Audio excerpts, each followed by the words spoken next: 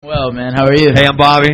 This is Lunchbox. How's it going? What's This going is on, man? Carlos over here. Yeah, we were listening to you guys talk about photography on the way over here. Yeah, how you feel about it? Don't you feel like anybody could be a photographer? Seriously? I think with the with digital photography, it definitely seems that way. I And don't you remember being miserable in high school, though. I took 2 years of photography class and was, like, in the dark room, like, always screwing it up. Like, we'd take the, like, most gangster photo, and then would just go in the thing and just completely overexpose it. And I'd get an F. This is just half the band, actually. We got Dave here on guitar, and then this is Phil and Aaron on background vocals, and we'll be performing tonight, and along with, there's just a couple other guys that aren't here. They're still sleeping.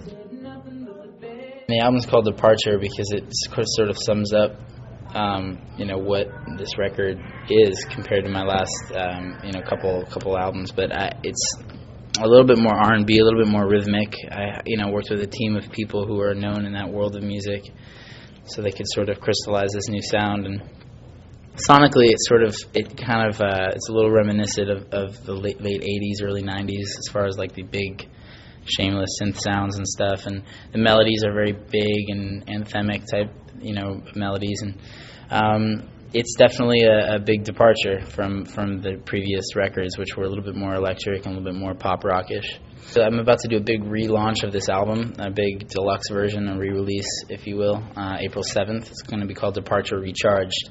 And so that's going to be my main focus for the next 6 months at least. I have a couple more singles I want to release at the very least. And eventually I'll, be able to settle down and maybe do some more TV or even film.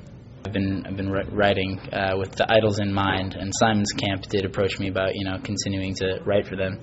So I'm writing right now for Jordan Sparks. I talked to her about a week ago. I'm going to be in the studio, hopefully working with her when I get back to LA. Wrote a couple songs for her, and just that song opened a lot of doors for me as a writer. And I worked with Toni Braxton. She just did a couple records of mine that she's doing a big album, new record. She hasn't put one out in about 5 years, so. Yeah, I'm going to try and write for as many different artists as I can.